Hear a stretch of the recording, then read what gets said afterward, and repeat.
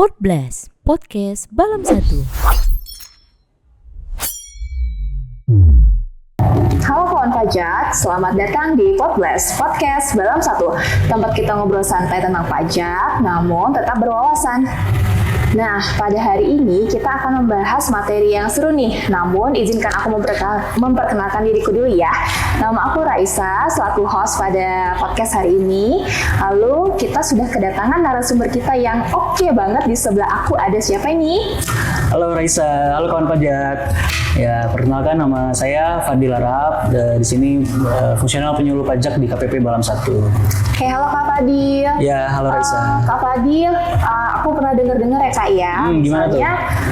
Kalau aku sebagai pengusaha, katanya at some point kalau misalnya usahaku itu sudah besar, terus tuh customer aku sudah banyak, katanya itu aku bisa memilih untuk dikukuhkan sebagai PKP ya. Memangnya PKP itu apa sih Kak Fadil? Oke, jadi kawan pajak dan Raisa, kita akan membahas terkait PKP ya, atau pengusaha kena pajak. Itu kepanjangan dari PKP. Jadi sebetulnya PKP itu apa Raisa? Jadi PKP itu adalah status yang diberikan kepada wajib pajak atas kegiatan usahanya. Jadi kalau Raisa ini adalah pemilik usaha gitu ya, atau punya UMKM, itu ada kemungkinan dia menjadi PKP atau pengusaha kena pajak. Nanti kita akan bahas terkait batasannya berapa sampai dia disebut sebagai PKP atau semacamnya. Oke, memangnya kalau udah PKP itu kewajibannya apa aja Kak Fadil? Oke, jadi PKP itu kita bisa bagi dua dulu ya. Ada pengusaha kena pajak sebagai badan atau usaha ya, bentuk usaha, bisa PT, bisa CV, perseroan gitu ya.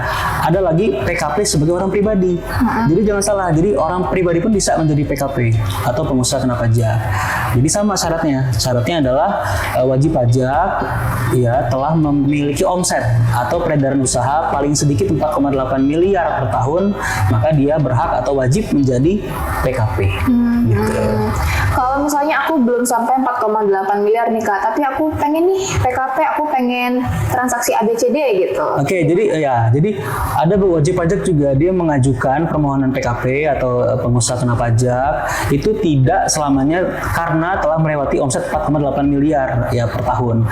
Jadi kalau tidak melewati 4,8 miliar sifatnya opsional. Boleh mengajukan diri sebagai PKP dengan kewajiban yang sama dengan PKP yang di atas 4,8. Jadi sebelum kita mengajukan sebagai PKP, kita harus tahu dulu resikonya apa, kewajibannya seperti apa nanti setelah dia menjadi PKP. Gitu. Oke. Nah kalau misalnya aku udah jadi PKP itu aku harus ngapain Kak? Laporan-laporan itu gimana memangnya? Ya, oke. Jadi kalau sudah PKP ini, sebetulnya PKP itu adalah status tambahan yang diberikan kepada wajib pajak. Jadi setelah didaftar NPWP atau nomor pokok wajib pajak, dia bisa mendaftarkan diri atau mengukuhkan sebagai PKP. Nah setelah dia jadi PKP, kewajiban tambahannya yaitu terkait PPN. Oke. Tahu Raisa PPN itu apa? Nggak tahu. PPN itu adalah kepanjangannya pajak pertambahan nilai. Jadi kalau bahasa Inggrisnya value added tax ya, VAT. Jadi sebetulnya itu kewajiban tambahan ya kepada wajib pajak karena dia telah menjadi PKP. Di luar kewajiban pokok, yaitu adalah laporan SPT tahunan, baik perusahaan atau badan maupun sebagai orang pribadi. Oke. Kalau buat SPT PPN itu jangka waktunya gimana Kak? Oke, jadi perbedaan SPT masa PPN ya, dan seperti namanya SPT masa, yaitu bulanan. Ya kalau kita di pajak itu sifatnya bilangnya masa. SPT masa itu artinya SPT bulanan. Nah itu dilaporkan secara bulanan, setiap bulan sekali, sampai nanti dia selesai PKP-nya. Jadi sejak dia daftar atau pengukuhan PKP itu laporan terus setiap bulan, laporan SPT masa PPN. Oke. Di luar kewajiban laporan SPT tahunan yang setahun sekali itu. Oke. Berarti pada saat laporan itu ada buat faktur juga atau gimana Kak? Atau buat faktur ketika setiap transaksi? Ya, jadi sesuai namanya gitu ya, PKP atau pengusaha kena pajak.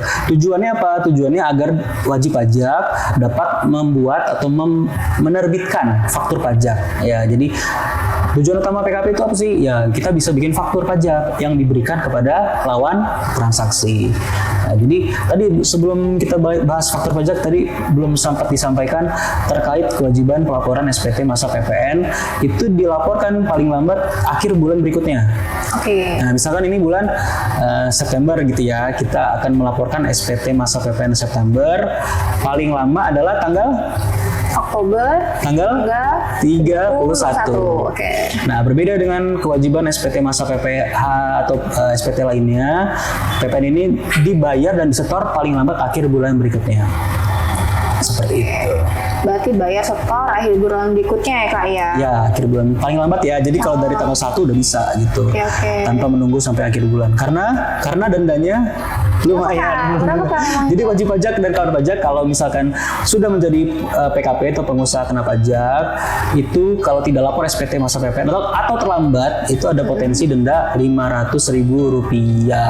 Lumayan juga ya Yang Kak. sebetulnya sudah disampaikan saat wajib pajak mendaftarkan diri sebagai PKP. Oke. Ya kan kewajibannya. Pasti petugas itu memberitahu bahwa kalau tidak lapor dendanya Rp500.000 gitu ya. Jadi ada atau nggak ada faktur yang diterbitkan di 1 bulan tertentu, itu tetap laporan SPT masa PPN gitu. Jadi jangan sampai kalau Bapak Ibu kawan pajak tidak ada faktur di bulan tersebut, jadinya tidak lapor. Nah, justru itulah nanti akan berpotensi dikenakan denda Rp500.000 gitu. Berarti sifatnya wajib ya, bukan sunnah ya?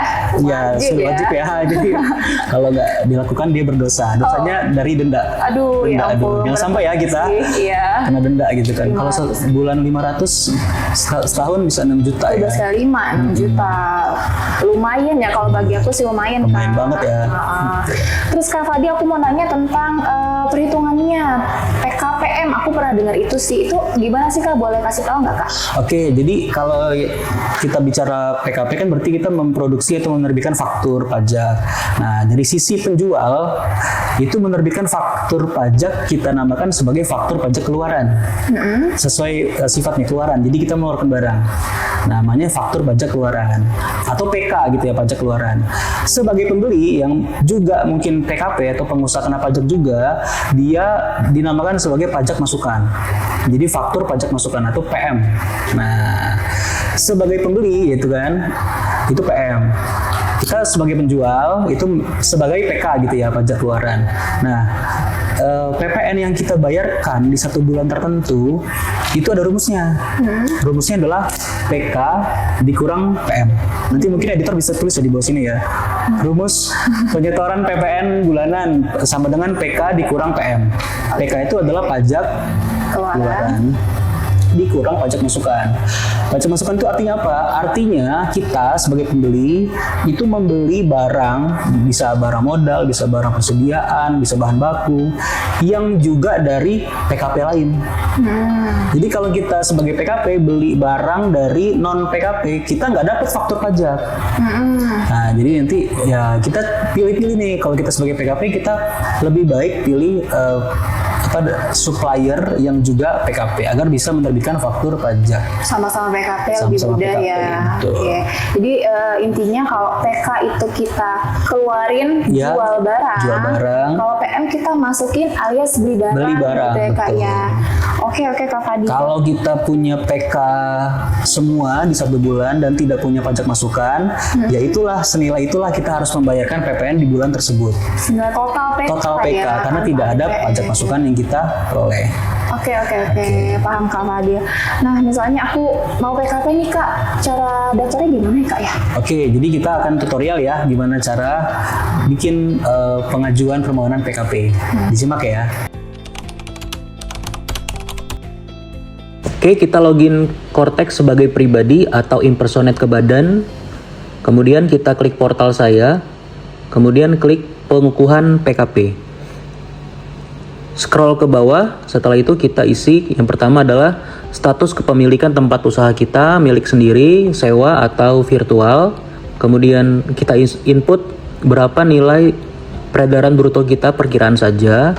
Kemudian kapan kita mau mulai menjadi PKP dan unggah dokumen atau scan ya, berupa yang pertama ada akta pendirian atau akta perubahan, kemudian NPWP perusahaan, NIK direktur dan pengurus, dan foto lokasi usaha.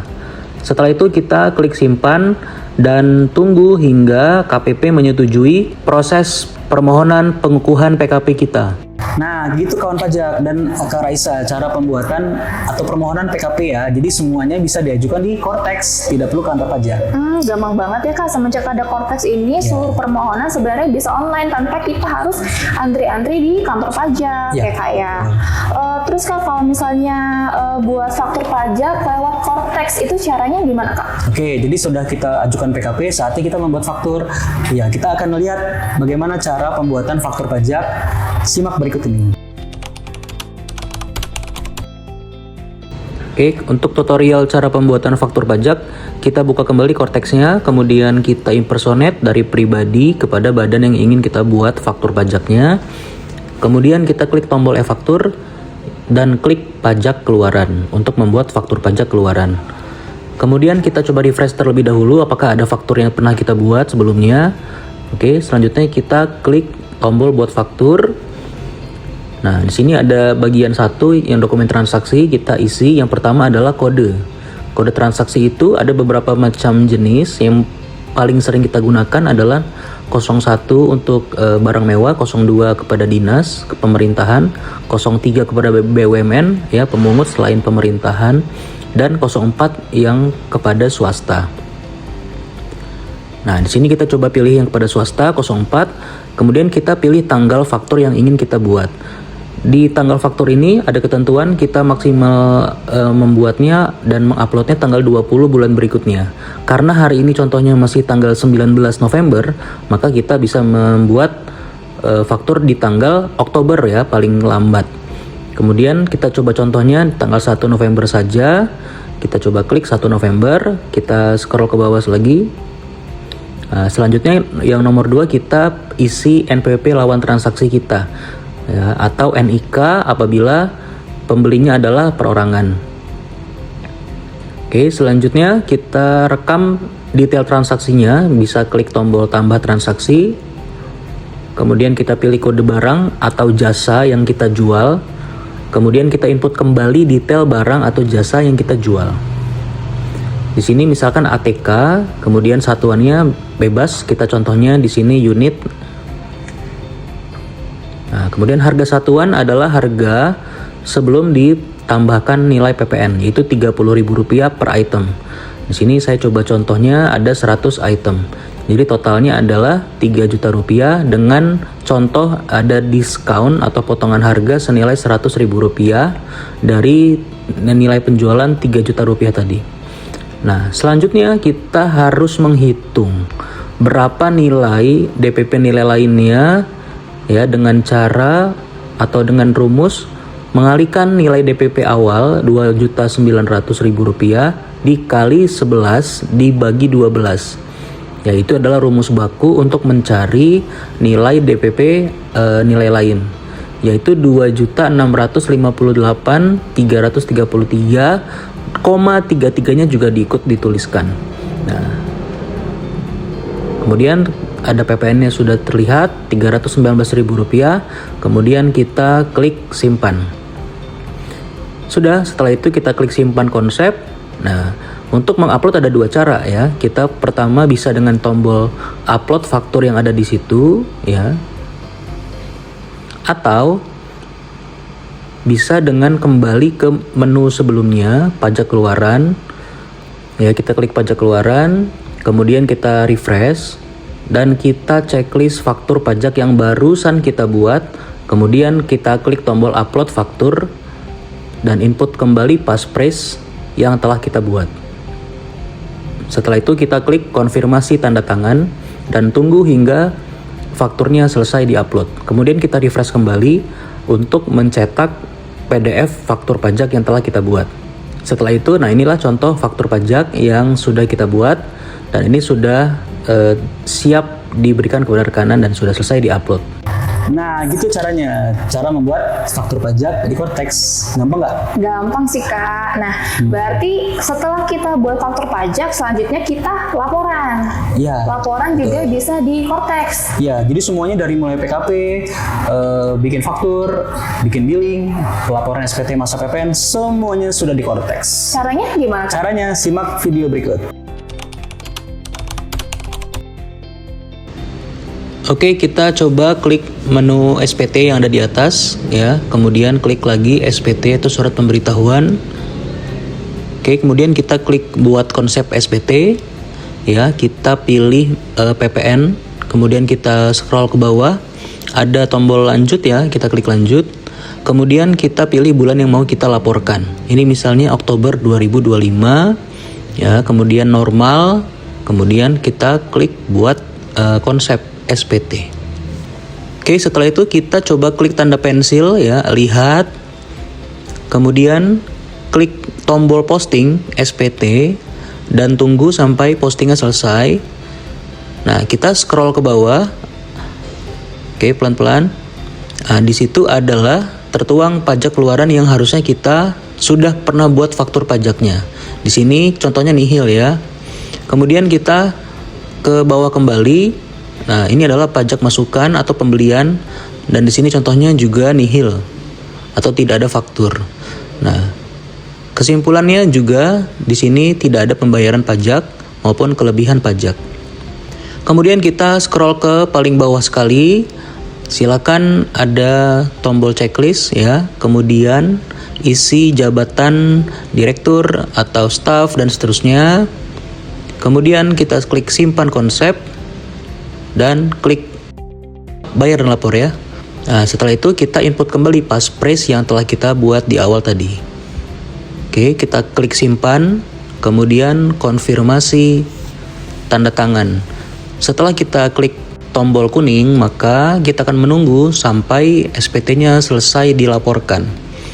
Apabila sudah selesai, maka tampilannya akan seperti ini. Konsep SPT tadi sudah beralih kepada SPT dilaporkan. Nah, seperti itu ya.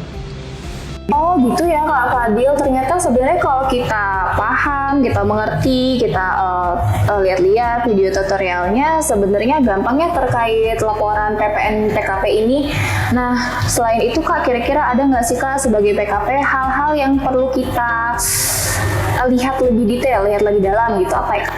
Ya, jadi sebetulnya remindernya adalah yang tadi setelah disebutkan di tutorial pembuatan faktur, kawan pajak kalau misalkan bikin faktur, salah kode itu bisa mempengaruhi kesalahan penyetoran PPN. Misalnya harusnya bikin kode 02 ya jual barang kepada dinas di pemerintahan, tetapi dibuatnya 04. Jadi apa artinya? Artinya yang ditagihkan kepada penjual. Padahal dari pembelinya, dari dinasnya sudah ada pemotongan PPN. Nah, jadi kesalahan pembuatan kode faktur itu bisa menyebabkan kesalahan penghitungan PPN juga. Jadi gitu. Oke, nah kalau udah salah nih apa yang harus kita lakukan Kak? Bisa diganti, bisa dibatalkan. Nah, jadi tergantung kebutuhan. Kalau hanya salahnya di kode faktur, bisa ada pengganti faktur pajak gitu ya. Kalau salahnya di NPWP, harus di pembatalan dan bikin baru. Seperti itu Kak Risa. Oh gitu, bisa ganti, bisa penggantian atau pembatalan dan bikin baru. Oke. Nah Kak, balik lagi Kak, sebenarnya kan untuk laporan PPL ini maksimal akhir bulan berikutnya. Iya.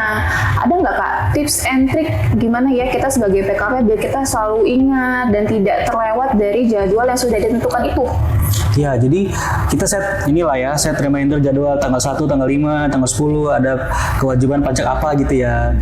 Mungkin selain kewajiban PPN juga kawan pajak ada kewajiban lapor SPT PPh 21. Itu kan tanggal 20 ya. Jadi beda tanggal pelaporannya sama PPN. Jadi kalau amannya tanggal 10 aja. Tanggal 10 bulan berikutnya laporkan semua kewajiban perpajakan kawan pajak dari mulai PPN pasal 21 dan PPh SPT masa lainnya. Oke, walaupun sebenarnya tanggalnya beda, biar kita samakan aja tanggal 10 mungkin untuk mempermudah, tapi sebenarnya ketentuannya tetap untuk PPN akhir bulan berikutnya gitu ya Kak ya. Lebih cepat lebih baik ya. Lebih cepat lebih baik daripada kita terlambat. Oke Kak Fadil, terima kasih banyak atas penjelasan terkait PKP ini. Menurut aku sih sudah sangat mencerahkan ya Kak.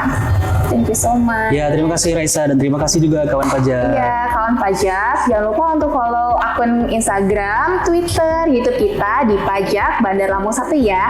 Ditunggu subscribe serta follow-nya. Terima kasih, bye-bye.